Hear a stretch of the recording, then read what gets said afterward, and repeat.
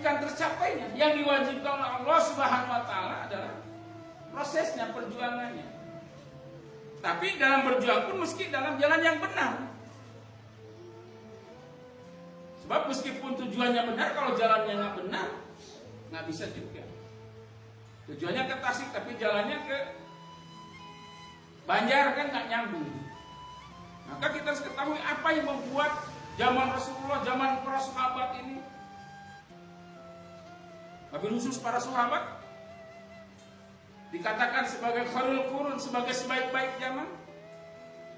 Para masa mengatakan ada 4 kriteria, ada 4 faktor yang menjadikan zaman para sahabat ini dikatakan sebagai khairul qurun. Dan ini mesti kita usahakan. Yang pertama, para sahabat Rasulullah di zaman mereka dikatakan sebaik-baik zaman karena mereka memiliki ciri yang pertama, sifat yang pertama adalah manakala mereka mengucapkan, mengikrarkan daripada la ilaha illallah, maka serta-merta mereka meyakini dengan sebenar-benar keyakinan bahwa harta dan dirinya seluruhnya adalah milik Allah dan ia akan pergunakan sesuai dengan perintah Allah. Inilah keyakinan yang terhunjam dalam diri para sahabat ketika mereka mengikrarkan daripada la ilaha illallah. Jadi mereka paham betul makna la ilaha illallah. Jadi ketika orang sudah mengucapkan la ilaha, itu artinya seluruh hartanya, dirinya, waktunya, apapun potensi yang dia miliki, seluruhnya adalah milik Allah dan dia akan gunakan sesuai dengan diperintahkan oleh Allah Subhanahu wa taala. Innallaha astara minal mu'minina anfusahum wa amwalahum bi anna lahumul jannah. Sesungguhnya Allah Subhanahu wa taala telah membeli daripada orang-orang yang beriman, orang-orang yang mengikrarkan la ilaha illallah, harta dan dirinya dengan surga. Jadi ketika orang menobatkan diri, mengikrarkan diri, mengklaim diri sebagai orang beriman, maka ketika itu harta dan dirinya sudah bukan miliknya lagi karena sudah dibeli, sudah dijual kepada Allah dan Allah yang membelinya. Meskipun tidak cash, karena kalau cash mau ditempatkan di mana surga? Tapi transaksinya terjadi ketika ikrar la ilaha illallah Muhammadur Rasulullah, ketika mengikrarkan syahadat, ketika menyatakan diri sebagai orang beriman, maka ketika itu sudah terjadi transaksi. Artinya harta dan dirinya sudah milik Allah.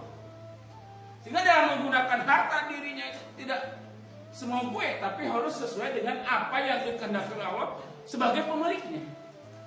Seperti kita jual motor, kita jual motor.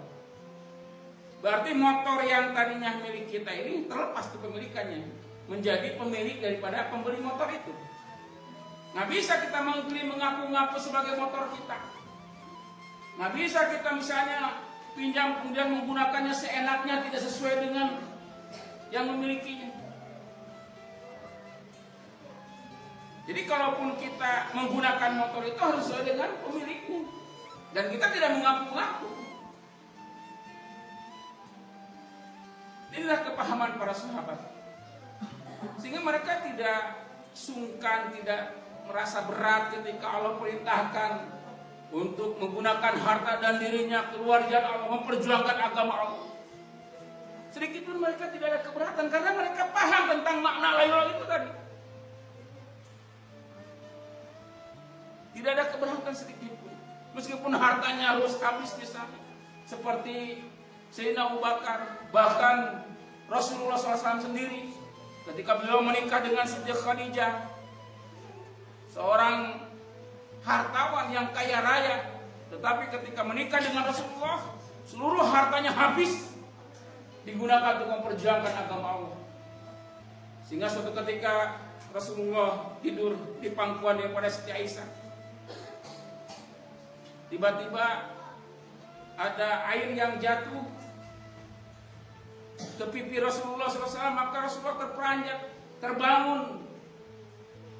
Dan ketika terbangun, dilihatlah bahwa sumber air itu ternyata air mata yang mengalir kemudian jatuh daripada kelopak Siti Khadijah. Maka Rasulullah terkaget dan Rasul bertanya, "Wahai Khadijah, kenapa engkau menangis? Gerangan apa yang membuat engkau menangis? Apakah engkau menangis karena hartamu habis? Aku gunakan untuk memperjuangkan agama Allah." Pertanyaan Rasulullah. Maka Siti Khadijah pun menjawab, "Ya Rasulullah, bukan itu yang membuat aku menangis. Aku ridho ya Rasulullah. Aku ridho, aku rela ya Rasulullah. Hartaku habis untuk memperjuangkan agama Allah. Tapi yang membuat aku menangis, apalagi yang harus aku korbankan ya Rasulullah? Hartaku sekarang sudah habis. Ya Rasulullah, seandainya nanti aku mati dan tulang belulangku masih ada guna, ada manfaat untuk dipakai memperjuangkan agama Allah, maka galilah kuburku, ambil tulang-tulangku, gunakan memperjuangkan agama Allah. Seperti itulah kepahaman daripada kalimat la ilaha illallah. Sudah tidak ada lagi rasa miliki. Itu sifat yang pertama, yang membuat para sahabat dikatakan sebagai khairul qurun, memiliki sifat itu. Kemudian sifat yang kedua yang menjadikan para sahabat dikatakan sebagai sebaik-baik masa, sebaik-baik zaman. Para sahabat meyakini betul ketika mereka mengikrarkan Muhammadur Rasulullah, maka serta-merta mereka meyakini dengan sepenuh-penuh keyakinan bahwa tidak ada jalan lain, tidak ada cara lain untuk mendapatkan kebahagiaan, ketenangan, ketentraman yang hakiki, melainkan dengan cara Rasulullah SAW, melainkan dengan jalan mengikuti Rasulullah SAW. Seluruh jalan, seluruh cara buntu, tidak ada jaminan 0% pun kecuali cara Rasulullah SAW. Sebagaimana keyakinan kita, hanya dengan mata kita melihat, hanya dengan mata kita melihat, hanya dengan telinga kita mendengar, hanya dengan kaki kita melangkah, hanya dengan tangan kita meraba, tidak dengan cara lain. Seperti itulah keyakinan daripada Muhammad Rasulullah. Hanya dengan cara Rasul, hanya dengan mengikuti Rasul, kita akan mendapatkan kebahagiaan, ketenangan, ketentraman, keselamatan dunia dan akhirat. Seluruh jalan-jalan, seluruh cara-cara di luar jalan, di luar cara daripada Rasulullah SAW, tidak ada jaminan sedikit pun. Inilah keyakinan yang harus terpatri, harus tertanam dalam diri kita. Ketika kita mengucapkan Muhammad Rasulullah, sebagaimana para sahabat meyakini seperti itu. Inilah sifat sahabat yang kedua. Keyakinan